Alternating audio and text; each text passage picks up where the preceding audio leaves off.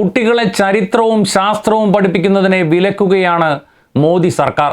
ഒടുവിൽ കഴിഞ്ഞയാഴ്ച വിപണിയിലെത്തിയ NCERT പാഠപുസ്തകത്തിൽ നിന്ന് ബാബറി മസ്ജിദ് എന്ന പേര് പോലും ഒഴിവാക്കിയിരിക്കുകയാണ് മോദിയും സംഘപരിവാറും.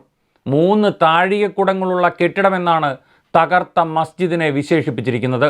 12ാം ക്ലാസ് പൊളിറ്റിക്കൽ സയൻസ് പാഠപുസ്തകത്തിലാണ് വെട്ടിത്തിരുത്തലുകൾ. ബാബരിയെക്കുറിച്ച് പറയുന്ന ഭാഗങ്ങൾ വെട്ടി 4 പേജിൽ നിന്ന് 2 പേജാക്കിയാണ് കുറച്ചത്.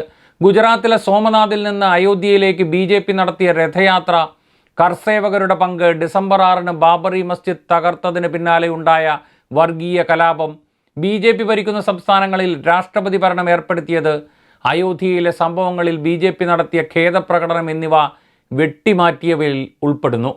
ബാബറി മസ്ജിദ് തകർത്തതും രാമജന്മഭൂമി ആവശ്യവും അടങ്ങിയ പാഠഭാഗങ്ങളിൽ മാറ്റമുണ്ടാകുമെന്ന് നേരത്തെ NCERT വ്യക്തമാക്കിയിരുന്നെങ്കിലും പേര് പോലും വെട്ടിമാറ്റിയെന്ന് ഇപ്പോഴാണ് പുറത്തു വന്നത്. 16-ാം നൂറ്റാണ്ടിൽ മുഗൾ ചക്രവർത്തിയായ ബാബറിൻ്റെ ജനറൽ മിർ ബാഖി പണി കഴിപ്പിച്ച മസ്ജിദ് എന്നാണ് പഴയ പാഠപുസ്തകം ബാബറി മസ്ജിദിനെ പരിചയപ്പെടുത്തിയിരുന്നത്. ഇപ്പോൾ ശ്രീരാമൻ്റെ ജന്മസ്ഥലത്ത് 1528-ൽ നിർമ്മിച്ച 3 താഴികക്കുട നിർമ്മിതി, ഘടനയിൽ ഹിന്ദു ചിഹ്നങ്ങളുടെയും അവശിഷ്ടങ്ങളുടെയും ദൃശ്യമായ പ്രദർശനങ്ങൾ അതിൻ്റെ അകത്തളങ്ങളിലും ബാഹ്യഭാഗങ്ങളിലും ഉണ്ടായിരുന്നു എന്നാക്കി മാറ്റിയിരിക്കുകയാണ് സംഘപരിവാർ. നടപടി വിവാദമായതോടെ വിശദീകരണവുമായി NCERT ഡയറക്ടർ ദിനേശ് പ്രസാദ് സക്ലാനി രംഗത്ത് വന്നിട്ട് പറഞ്ഞ കാര്യങ്ങളാണ് അതിലും രസകരം. മാറ്റം തെളിവുകളുടെയും വസ്തുതകളുടെയും അടിസ്ഥാനത്തിലുള്ളതാണെന്നും സക്ലാനിയുടെ നിലപാട്. മാത്രമല്ല, എന്തിനാണ് കുട്ടികളെ കലാപത്തെക്കുറിച്ച് പഠിപ്പിക്കുന്നത്? അക്രമകാരികളോ അടിച്ചമർത്തപ്പെട്ടവരോ ആയ പൗരന്മാരെ സൃഷ്ടിക്കലല്ല പാഠപുസ്തകത്തിൻ്റെ ഉദ്ദേശം. വസ്തുതകളാണ് ചരിത്രത്തിൽ പഠിപ്പിക്കേണ്ടത്. വിദ്വേഷവും ഹിംസയും സ്കൂളിൽ പഠിപ്പിക്കേണ്ട വിഷയങ്ങളല്ല. പാഠപുസ്തകങ്ങൾ പരിഷ്കരിക്കുക എന്നത് ലോകത്തെല്ലായിടത്തും നടക്കുന്ന കാര്യമാണ്. അപ്രധാനമായത് എന്തെങ്കിലും ഉണ്ടെങ്കിൽ അത് മാറ്റേണ്ടി വരും. ഓരോ വിഷയത്തിലും വൈദഗ്ധ്യവും പരിചയസമ്പത്തുമുള്ളവരാണ് മാറ്റം വരുത്തുന്നത്. NCERT 2014 മുതൽ RSS അനുബന്ധ സംഘടനയായി പ്രവർത്തിക്കുകയാണ്. മോദി സർക്കാർ അധികാരത്തിലെത്തിയ 2014 ശേഷം 4ാം തവണയാണ് ഇത്തരത്തിലുള്ള വിവാദ പരിഷ്കാരങ്ങൾ NCERT നടത്തുന്നത്. RSSൻ്റെ രാഷ്ട്രീയ അജണ്ടയായ രാമജന്മഭൂമി പ്രക്ഷോഭത്തെ ഇന്ത്യൻ രാഷ്ട്രീയത്തിലെ 5 സവിശേഷ ഘടകങ്ങളിൽ ഒന്നാണെന്നും വിശേഷിപ്പിക്കുന്നുണ്ടെന്ന് പുതിയ പുസ്തകം. ബാബറി മസ്ജിദ് തകർത്തത് ഇന്ത്യൻ ദേശീയത, മതനിരപേക്ഷത എന്നിവയിൽ വലിയ സംവാദങ്ങൾക്ക് തുടക്കമിട്ടെന്നും ഈ സംഭവവികാസങ്ങൾ BJPയുടെ ഉയർച്ചയായും ഹിന്ദുത്വ രാഷ്ട്രീയമായും ബന്ധപ്പെട്ടിരിക്കുന്നു എന്നുമുള്ള പരാമർശം 8ാം അധ്യായത്തിൽ നിന്ന് നീക്കി. പകരം രാജ്യത്തിൻ്റെ മുഖ്യ വിഷയമായി മാറിയ രാമജന്മഭൂമി പ്രസ്ഥാനം ജനാധിപത്യത്തിൻ്റെയും മതനിരപേക്ഷതയുടെയും ദിശ മാറ്റി. ഈ മാറ്റം സുപ്രീം കോടതി വിധിയോടെ അയോധ്യയിൽ രാമക്ഷേത്രം നിർമ്മിക്കുന്നതിൽ കലാശിച്ചു എന്നാക്കി. ഇതുകൂടാതെ 11ാം ക്ലാസ്സിലെ രാഷ്ട്രമീമാംസ പുസ്തകത്തിലെ 5-8 അധ്യായങ്ങളിൽ നിന്നാണ് ഗുജറാത്തിലെ മുസ്ലിം വംശഹത്യയുടെ ഭാഗങ്ങൾ ഒഴിവാക്കിയത്. കൊല്ലപ്പെട്ടതിൽ ഭൂരിപക്ഷവും മുസ്ലിങ്ങളാണെന്നത് ഒഴിവാക്കി.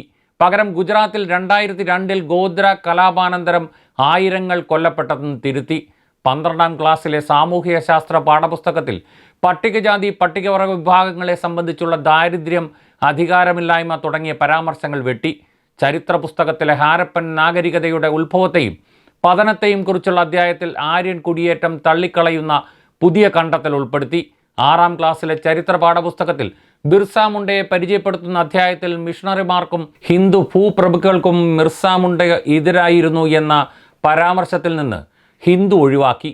മണിപ്പൂർ, ജമ്മു കാശ്മീർ എന്നിവയെ സംബന്ധിക്കുന്ന പാഠഭാഗങ്ങളിലും BJP സർക്കാർ താൽപ്പര്യമിടുന്ന മാറ്റങ്ങളും വരുത്തി. കഴിഞ്ഞ വർഷം 12ാം ക്ലാസ് പാഠപുസ്തകത്തിൽ നിന്ന് മുഗൾ സാമ്രാജ്യത്തെക്കുറിച്ചുള്ള ഭാഗങ്ങൾ പൊളിറ്റിക്കൽ സയൻസ് ടെക്സ്റ്റ് ബുക്കിൽ നിന്നും ഗാന്ധിവധത്തെക്കുറിച്ചും RSS നിരോധനത്തെക്കുറിച്ചും പരാമർശിക്കുന്ന പാഠഭാഗങ്ങളും ഒഴിവാക്കിയിരുന്നു. NCERTയുടെ ലക്ഷ്യം പാഠപുസ്തകങ്ങൾ നിർമ്മിക്കുക എന്നതാണെന്നും രാഷ്ട്രീയ ലഘുലേഖകളുടെ നിർമ്മാണവും പ്രചരണവുമല്ലെന്നും അവർ ഓർക്കേണ്ട കാര്യമാണ്. രാജ്യത്തിൻ്റെ ഭരണഘടനയ്ക്കെതിരെ NCERT ആക്രമണം ശക്തമാക്കുകയാണ്.